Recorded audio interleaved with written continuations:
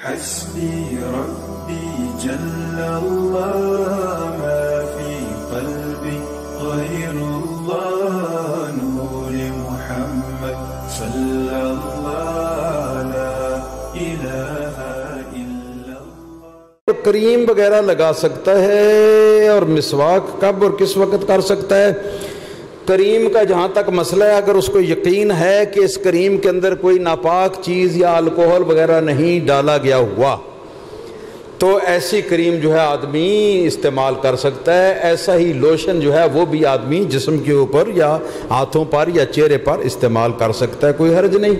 اور اگر اس کے اندر کوئی ناپاک چیز ہے یا الکوہل اس کے اندر شامل ہے تو پھر اس سے پرہیز کرنا ہوگا. اس کو تو مسجد کے اندر لانا بھی جائز نہیں ہے.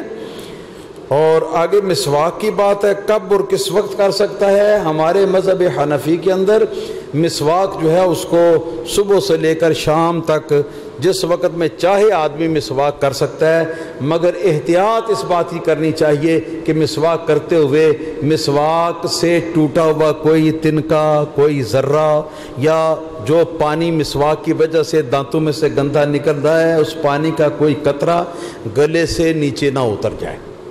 بات سمجھ شریف میں آئی ہے نا؟ اتنی بات کی احتیاط کر کے تو مسواک جو آپ استعمال کر سکتے ہیں. نہ صبح کوئی حرج ہے نہ شام کو کچھ حرج ہے. البتہ شوافے جو ہیں وہ پچھلے پیر منع کرتے ہیں اور صبح کے ٹائم پر وہ اجازت دیتے ہیں. اور یہ بھی اس کے بارے میں بھی میں یہ عرض کرتا ہوں کہ اگر کسی کو پھر بھی شک و شبہ رہ جاتا ہو تو بہتر ہے کہ وہ مسواک جو ہے وہ افطار کے بعد کر لیا کرے. مسواک افطار کے بعد کر لیا کرے. اور وضو کے اندر مسواک کرنے کے لیے رکنا مسنون ہے، وضو کے اندر مسواک کرنا.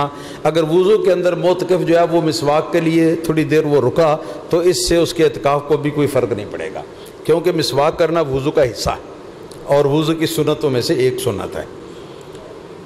تو یہ بات ہے. لیکن یہ جو آج کل قسم کی یہ کریمیں بنی ہوئی ہیں، یہ ٹوتھ پیسٹیں بنی ہوئی ہیں، ان کے اندر بڑی تیز مہک ہوتی ہے، تیز نفوذ کرنے والی، گھس جانے والی، اور اسی طرح اس کے اندر مٹھاس بھی ہوتی ہے بڑی تیز.